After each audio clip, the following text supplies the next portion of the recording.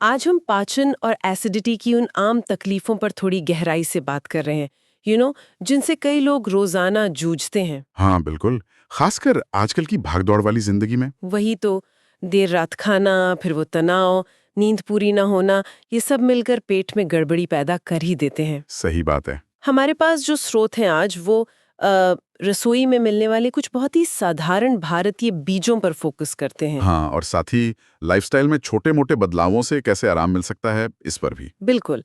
ये देखना दिलचस्प है कि कैसे सौंफ, जीरा और मेथी दाना, मतलब जो चीजें हम रोज इस्तेमाल करते हैं, हाँ, जिनका इस्तेमाल तो सदियों से हो रहा है, वो पाचन सुधारने में इतनी मदद कर सकती हैं। इन स्रोतों में सिर्फ इनका जिक्र नहीं है, बल्कि इनको इस्तेमाल करने के तरीके भी बताए गए हैं। बिल्कुल। और उनके पीछे का लॉजिक क्या है वो भी समझाया गया है। साथ में ये भी कि खानपान और नींद की आदतें कैसे इनसे जुड़ती हैं। हाँ, और एक खास तरीका जो इन स्रोतों में बार बार आ रहा है, वो है इन बीजों का पानी बनाकर पीना। सुना है आपने? हाँ हाँ बिल्कुल। इसे एक तरह का सुपर डाइजेस्टिव वाटर जैसा कुछ कहा गया है। सुपर डाइजेस्टिव वाटर सुनने में तो बड़ा फैंसी लगता है, पर बनाने में मुश्किल तो नहीं? नहीं नहीं, बिल्कुल आसान है। इन दस्तावेजों के हिसाब से विधि बहुत सीधी है। बस 2 कप पानी लेना है। ठीक है, 2 कप पानी। उसमें 1 चम्मच सौंफ, 1 चम्मच जीरा और आधा चम्मच मेथी दाना डालना है। अच्छा, 1:1/2 का रेशियो। हाँ, स्रोत इसी अनुपात पर जोर देते हैं। शायद यही संतुलन सबसे असरदार मानते होंगे वो। फिर इसे बस 5 से 7 मिनट तक धीमी आंच पर उबालना है। ओके, 5-7 मिनट धीमी आंच पर। हाँ, फिर छान लेना है और जब वो पीने लायक गुनगुना हो जाए तब पीना है। और इसे पीने का सही वक्त, मतलब कब पीना चाहिए इसे, ये भी बताया है क्या? हाँ हाँ, बताया है। इसके 2 खास समय सुझाए गए हैं। एक तो है रात के खाने के करीब 1 घंटे बाद। अच्छा, डिनर के बाद। हाँ, माना जाता है कि इससे रात में जो एसिडिटी बनती है ना, वो प्रक्रिया थोड़ी धीमी हो सकती है। गैस या पेट फूलने में भी राहत मिल सकती है। हाँ, और पाचन तंत्र को रात भर थोड़ा आराम मिल जाता होगा। बिल्कुल। और दूसरा ऑप्शन है सुबह खाली पेट पीना।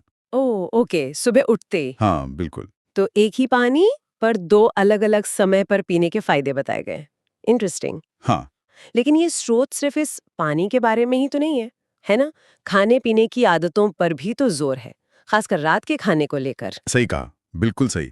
सिर्फ क्या खा रहे हैं, वो ज़रूरी नहीं, बल्कि कब और कैसे खा रहे हैं, ये भी बहुत महत्वपूर्ण बताया गया है। जैसे? जैसे रात का खाना जल्दी खाना, मतलब रात 9 बजे से पहले। और अगर हो सके तो शाम 7 से साढ़े 8 के बीच ही निपटा लेना। काफी जल्दी? हाँ, और खाना हल्का हो, जैसे दाल-चावल या खिचड़ी टाइप का। इसका लॉजिक क्या है, मतलब जल्दी और हल्का खाने का? लॉजिक शायद यही है कि सोने से पहले आपके पाचन तंत्र को अपना काम पूरा करने का भरपूर वक्त मिल जाए। लोड कम रहे उस पर। समझ आता है। और सिर्फ जल्दी खाना ही नहीं, शायद खाने के तरीके पर भी कुछ कहा गया है? हाँ, बिल्कुल। ये एक बहुत अहम बात है जिस पर ये दस्तावेज रोशनी डालते हैं। खाने को आराम से, धीरे-धीरे और अच्छी तरह चबाकर खाने पर जोर है। चबाकर खाना। हाँ, ये तो बड़े बुजुर्ग भी कहते आए हैं। वही बात, क्योंकि पाचन की शुरुआत तो मुंह से ही हो जाती है। तो जितना अच्छा चबाएंगे, पेट का काम उतना आसान होगा। सही है। कुछ स्रोतों में तो ये भी लिखा है कि खाने को एंजॉय करना चाहिए, उसके लिए शुक्रगुजार होना चाहिए। ये शायद मानसिक तौर पर भी पाचन में मदद करता है। ये भी एक अच्छा पॉइंट है। खाने की आदतों के अलावा नींद पर भी तो काफी जोर दिया है इन स्रोतों ने। निश्चित रूप से नींद का और पाचन का बहुत गहरा कनेक्शन बताया गया है। कैसे? देखिए, अच्छी नींद को पूरी बॉडी के रिपेयर वर्क के लिए जरूरी बताया गया है, और इसमें आपका पाचन तंत्र भी शामिल है। हम्म। स्रोत कहते हैं कि रात 10:30 बजे तक सो जाना चाहिए। 10:30 तक? आजकल के हिसाब से तो ये भी जल्दी है। है तो, पर सेहत के लिए जरूरी बताया गया है। और एक और खास बात, बाईं करवट सोना। अरे हाँ, ये बाइंग करवट वाली बात तो मैंने भी कहीं पढ़ी थी। इसका पाचन या एसिडिटी से क्या लिंक बताया है इन सोर्सेज में? यहाँ जो जानकारी है उसके मुताबिक बाईं करवट सोने से पेट की जो पोजीशन होती है ना, हाँ। वो ऐसी रहती है कि पेट का एसिड आसानी से खाने की नली, मतलब इसोफेगस में वापस नहीं आ पाता। ग्रेविटी इसमें मदद करती है। अच्छा, तो एसिड रिफ्लक्स या सीने में जलन की दिक्कत कम हो सकती है इससे? हाँ, बिल्कुल, यही बताया गया है।